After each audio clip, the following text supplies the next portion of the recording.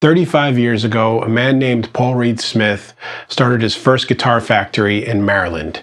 2,453 guitars later, this beauty ended up at Sam Ash in Paramus, New Jersey. At that time in 1987, the guitar cost about $1,200, and I had to promise my pops like 1,000 grass cuttings so he would lend me the money to get this thing. Still owe him at least 100 cuts on this. Sorry, Dad. You see, it was the late 80s and we were at the height of the hair metal scene. So when I walked in there, I was looking for something completely over the top, crazy painted Charvel Custom that would totally go with my snakeskin boots. And then the salesman did me one of the biggest solids of all time and said, hey, before you check this thing out, you might want to see one of these new brands we got in. They're really something special. And it was at that moment that I learned what a played-in guitar was all about. I've always heard other players talk about how old worn-in guitars play so much better, and maybe you've experienced this or not. You've probably experienced the opposite, like when you go over somebody's house and they've had a guitar sitting around forever and it's not really getting played, and you pick it up and it feels like playing a cheese grater. Well, when those guys used to go on about how great those 50s and 60s Strats and Les Pauls played that someone had had for years, I had picked this thing up and understood what it meant.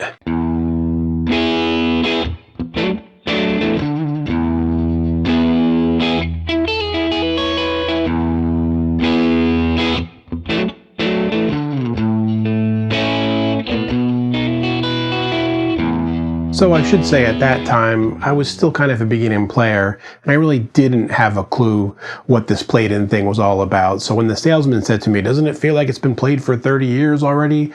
I kind of just nodded along and just knew that it felt really easy to play and didn't know what that was all about yet. What I didn't know is that my first serious guitar was a Rolls Royce, and it was going to ruin me on playing any other guitars for decades to come. So this might be my longest intro segment to a video, but according to Facebook, I'm married to this thing, so why not? Anyway, let's get to the review after this.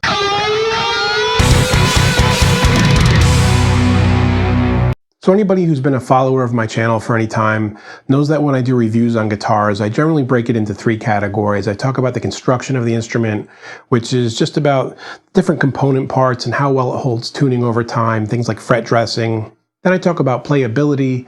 How easy is it to play? Is the action sitting really high? Do I feel like it's fighting with me all the time? Or is it really nice to play and a pleasant experience? And then, of course, we talk about the sound palette and the range of sounds you can get out of any instrument. I generally rate these things on a scale from 1 to 10. And while I kind of gave it away at the beginning here saying it's my favorite guitar, the Rolls Royce of guitars, of course, it's the only guitar I have that rates 10 in every category.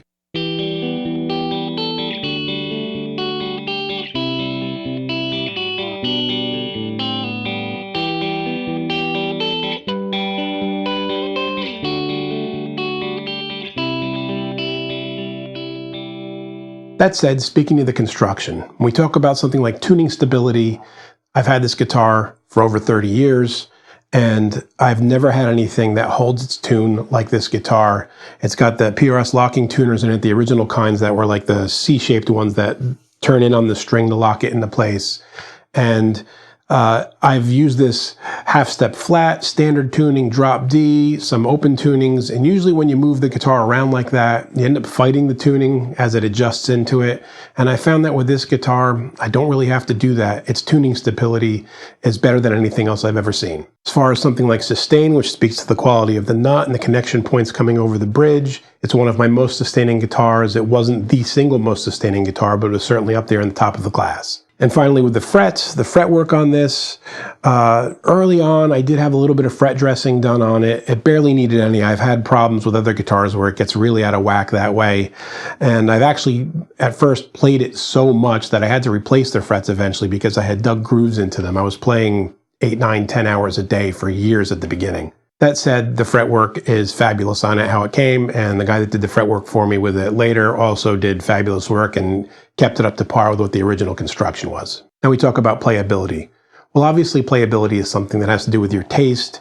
Do you like a guitar that's real buttery and easy to play and doesn't resist, or do you like something that fights back a little bit so that you can dig into it a little bit harder? Either way, there's a fine line between that and something where the action's too high and you're fighting it all the time and you don't feel like it's a pleasant experience playing it, but rather that you have to work to play the guitar. And I can say, as I was talking about and alluding to in the beginning there, that right from the get-go, this guitar had a played-in feel.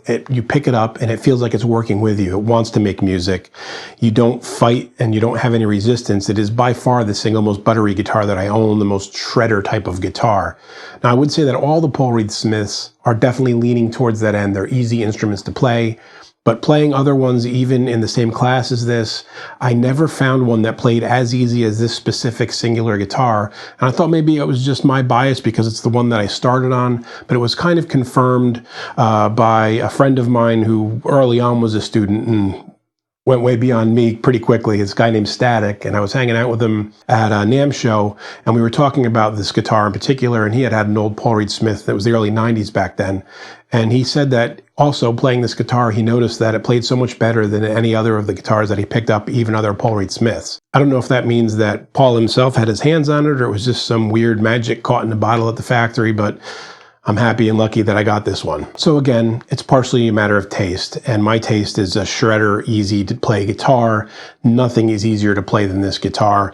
There's no resistance, almost so much so that if you get used to playing some other instruments where they have a normal kind of resistance to them and you come to play this, you can feel like your fingers are falling off of it because there's no feedback at all. You have to play with the lightest of touches to do it well.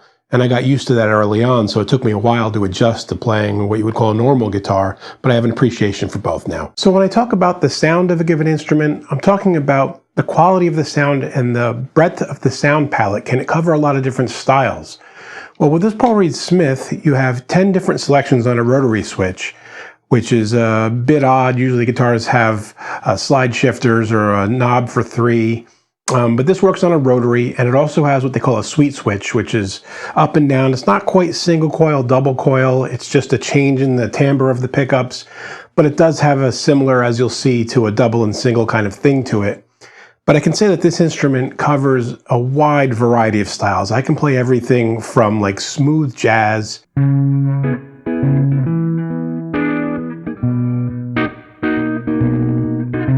to some real metal type of parts on this guitar.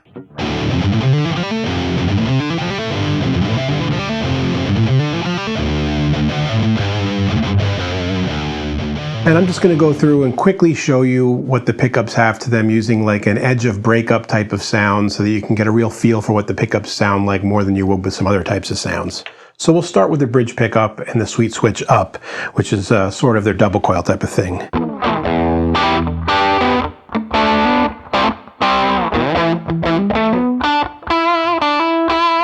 If I pop the switch down, you end up with more of a singly kind of sound.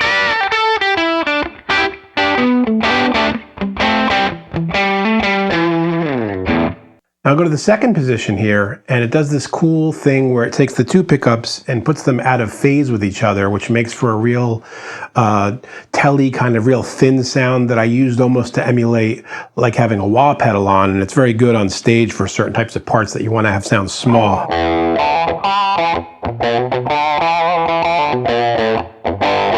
And with the switch down.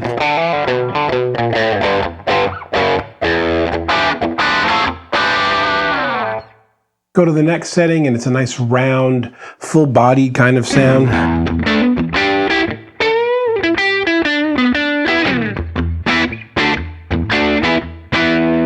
Switch it down for that more twangy single.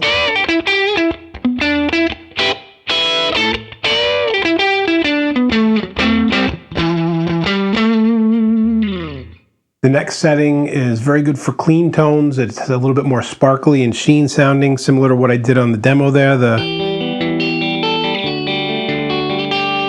then single.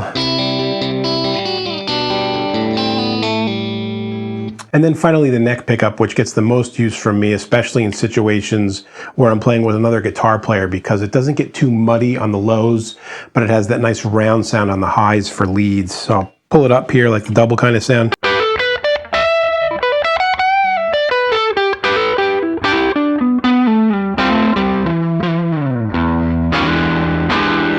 Pulling it down for that extra twang.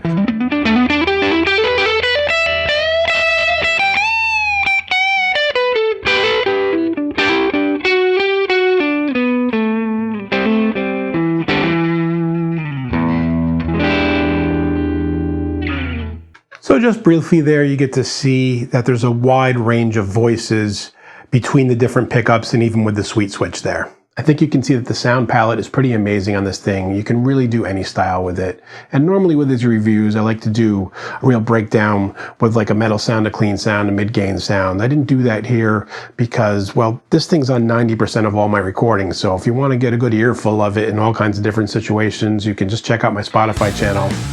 It's all over the place on there. I hope you got a good idea of what this guitar is about. If you were looking at an older one yourself to buy used and didn't have a chance to get your hands on one, maybe this will help you make a decision. If you have any other further questions or comments, please leave them below. I get back to everyone as soon as I can. Until next time, guys, keep making great music. Hey friends, don't forget to subscribe and turn on notifications. It makes the whole world better.